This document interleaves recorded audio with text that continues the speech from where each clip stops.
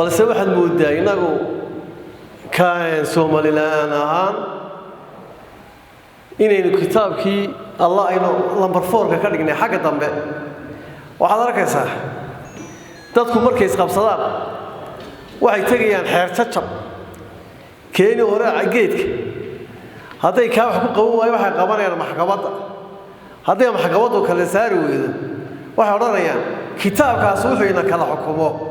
ayaynu ku kala baxaynaa waa xagga dambe kitaabkii xagga dambe la mariyay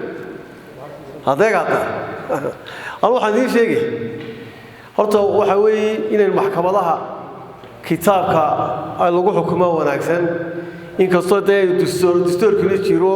maxayda xeerarka jireen haddana maxkamadii horta xukunkii ibnaadanka ee dhexdeena inaynu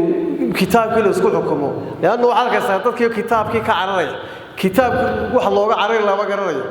kitaabkii xorriyadda iyo maxayday ibnaadanka badbaadadiisa weeyaan qofka maalkiisa iyo cirdigiisa iyo sharaftiisa kitaabku uu badbaadiyay xuquuqda maxayday ibnaadankana uu siiyay xorriyadda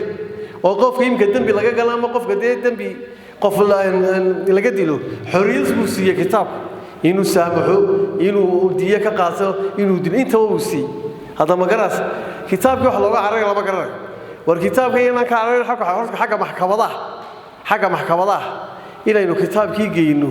oo laynu kala xukumo horta wanaagsan kan xeerarka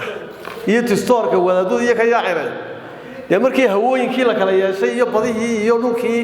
ayaa la sameystay maxay xeerka wada xeerka bada xeerka xuduudaha xeerka kala xadeynta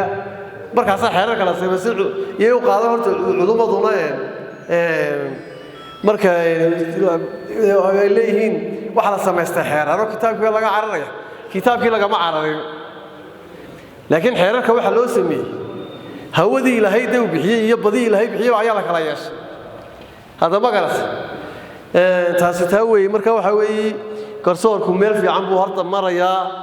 maxay waxa sayra jilcisaan oo arkaysaa fulinta xagga fulinta ayaa laga liitaa marka waxa markay fulinta la soo qoro fulinta